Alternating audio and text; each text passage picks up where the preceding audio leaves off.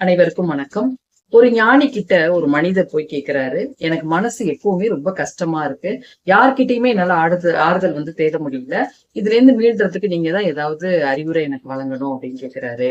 ஞானியும் சரி ஒரு குவளை நீர் எடுத்துட்டு வாங்கன்னு சொல்லி அதுல ஒரு சிறிதளவு உப்பை போட்டு இதை குடிங்கன்னு சொல்றாரு. இவர் குடிச்சு பார்த்துட்டு ரொம்ப கரிக்குது சாமி அப்படின்னு சொல்றாரு. அப்படியா அப்படின்னு சொல்லிட்டு ஒரு அதே அளவு உப்பை கொடுத்து பக்கத்துல உள்ள குளத்துல கரைச்சிட்டு அந்த தண்ணியை குடிச்சு பாருங்கன்னு சொல்றாரு. இவரும் அந்த உப்பை எடுத்துட்டு போய் அந்த குளத்துல கரைச்சு அந்த தண்ணியை குடிச்சிட்டுன்னு சொல்றாரு.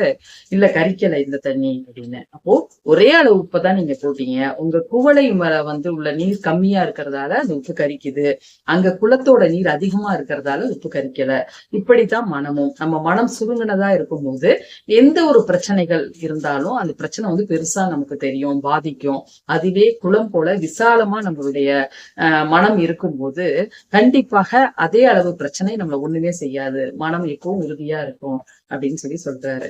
அதனால மனசை எப்பவுமே நம்ம சுருக்கி வச்சுக்க கூடாது. விசாலமா வச்சுக்கிட்டோம் அப்படின்னா கண்டிப்பா எந்த ஒரு பிரச்சனையும் நம்மள பாதிக்காது.